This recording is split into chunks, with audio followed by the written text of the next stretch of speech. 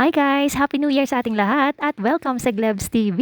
For today's vlog, gagawa tayo ng salad, macaroni salad at fruit salad. Pinagsabay ko na. Unahin muna natin ang macaroni chicken salad. Ito guys ang version ko ng macaroni chicken salad. Ang mga sangkap na kailangan natin ay syempre ang macaroni elbow, mayonnaise, condensed milk, salt and pepper, yung ating carrots, pineapple tidbits, cheese, yung chicken, at ang raisins. Paghalu-haluin lang sa isang bowl at pakahalo ilagay sa ref. So pag malamig na, pwede na itong kainin. So napakasimple guys pero masarap siya. Hindi ako gumamit ng sukatan guys. So tansya-tansya na lang yan.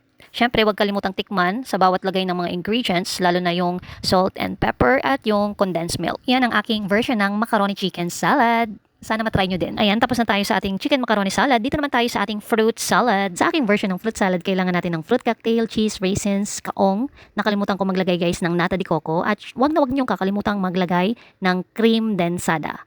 Pwede rin yung magkahiwalay ng all-purpose cream at yung condensed milk.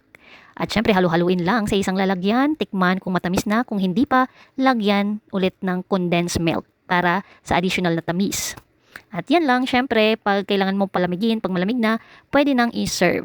At yan ang ating mga salad for today's video. Sa mga hindi pa nakakapag-subscribe sa ating munting channel, huwag kalimutang i-click ang subscribe button, i-like, mag-comment, at please paki-share po. So yan lang po ang ating video for today. Salamat!